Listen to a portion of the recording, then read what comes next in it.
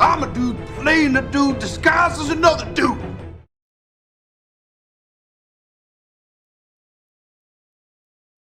Hello, collectors, and welcome to the Discount Action Figure Dude. I am your host, Christopher, and we are here with our small collection of Jean Greys to welcome to the fold the ultimate Jean Grey, the penultimate, the one that everybody's been waiting for because nobody was willing to pay triple figures for the one we had before, Dark Phoenix.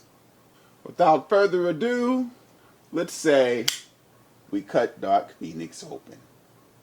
And here goes Dark Phoenix out of the box with all of her accessories. Looking pretty good on camera, if I do say so.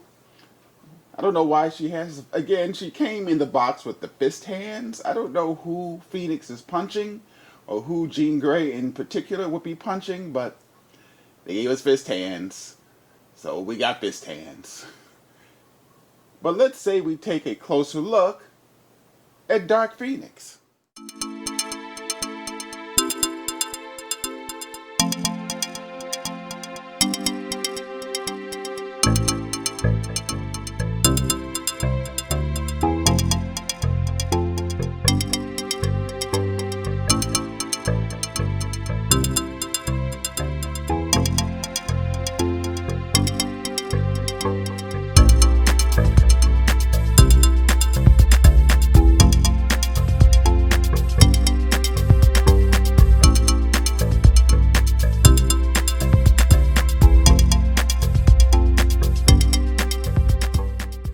Okay, guys, we're going to complain about Dark Phoenix just a little bit, even though aesthetically she does look very good.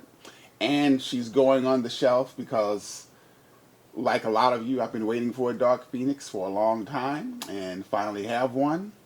Other than my Kotobukiya artifact statue, which was just a statue and a nice one, but still, we're looking for an action figure here. And we finally have Jean Grey as Dark Phoenix. I had to pull out one of my trusty McFarlane stands. Those things do come in handy because this Dark Phoenix here showed no interest in wanting to balance, which is not a surprise since the Marvel Legends team chose to put her on the I do not want to balance body buck that they use far too often on their figures. But it seems to me, other than the head sculpt, that the bare minimum of effort was put into this figure. And even with the head sculpt, I don't know why is Jean's forehead so large? I too have a large forehead, so I'm not anti-large forehead. It's just that. But the hair is fantastic. The black wash in the hair, everything about the hair, is great. So I'm of the opinion that this was a figure that a lot of collectors were going to buy pretty much sight unseen.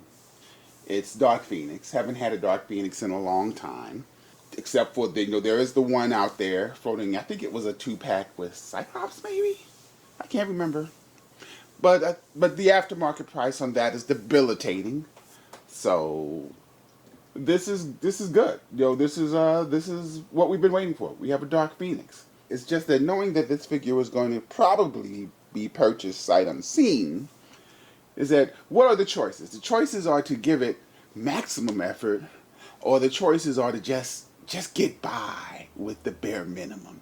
And I think they just got by with the bare minimum. But again, I'm happy to have her. Despite her spindly legs, which are going to warp, because even this Jean Grey, her legs are starting to warp on me. It doesn't matter how old she is. She's starting to warp on me. And the thing is, I know that they have greatness in them. For this, I offer up Spiral, who I could pull out. She's in a box somewhere, because I haven't even opened Spiral, as a figure in this very same way that they worked very hard to make an excellent, a quality 10 plus action figure. They could have put that kind of effort into the Dark Phoenix, but sadly, they chose not to. Now, I am not comparing these two collectibles because that's not fair. It makes no sense to compare a relatively pricey statue with a relatively inexpensive, although still overpriced action figure. It's just that things that I would have probably liked to have seen as far as effort is concerned. As you can see, this Phoenix has actual boots, whereas our Phoenix here has her, it's painted on. Now, I recently did I guess, a review of Monet St. Clair, and she has boots, which I think would have looked nice on this Phoenix. Again, this Phoenix has sleeves, and again, we're not comparing them because it makes no sense to compare them. Just as an example of things that you would like to see. And it would have been nice if this Phoenix also had, say, gloves as opposed to a painted on pair of gloves for her costume. But it's not like this girl was cheap. She retails for $25. No, we didn't pay $25 for her, even though she is not being discounted, mainly because she is selling. But again, Target had a special, get $25 off, $100 worth of toys. I made sure I got $100 on the top. And as I said, I needed a Phoenix. This is the only Phoenix I have in action figure form. I don't know. I think this Phoenix is from what? 1942? I can't remember. But she does have, I don't know if we can see it. Even turning off the lights, you can't see the light up feature. She does have a light up feature. That in itself is worth gold. And I apologize for, I mean, she doesn't turn her wrist, so instead of casting some kind of spell, it looks like she's doing the Sig Heil. I apologize for that. And another reason this lady, despite her shortcomings as an action figure, gets put on the shelf almost sight unseen is because I do have some pretty terrible Jean Greys. You know, I have this, which I believe is the first Marvel Legends Jean Grey. She too can't turn her wrist. We have to admit, while we're complaining a little bit about this young lady and the old style body that they are using, it is better than this. I mean, there's pin technology, and then there's whatever this is. So, but you know, we've had her for so long. And yeah, she can't turn her head or turn her wrist or do anything action figure-y. But she's sentimental to me. We're going to go ahead and lay her down. And then we have Marvel Girl here, who quite honestly could be one of the worst action figures ever made. And she's relatively new. She has, with her terrible ankles, gummy knees, a face that couldn't look more disinterested in anything that's going on around her. She's been my go-to Jean for a few years now. Even though she is, all things considered, a better action figure than this one. She even comes with an extra head and a couple of extra hands, too. We wanted a Dark Phoenix.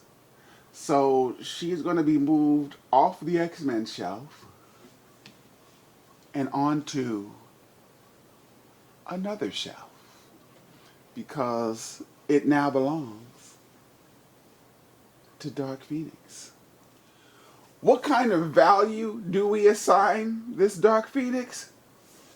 We accept, and you should too, that this is not a good action figure. It is not, by any stretch of the imagination, a good action figure. 1 second. This, my Marvel Legends team, is a good action figure. This is what you should be striving for. Jean Grey probably should have gotten way more attention and way more love than Monet St. Croix. I think I called her St. Clair earlier. I don't know. Who is Monet St. Clair that I keep using that? But, despite the fact that this is not a good action figure, we assign value to how much it means to the person who bought it to acquire said action figure. For what I paid, certainly not a raw dog value or even a damn good value, but it's an okay value simply because I wanted a Jean Grey Dark Phoenix action figure.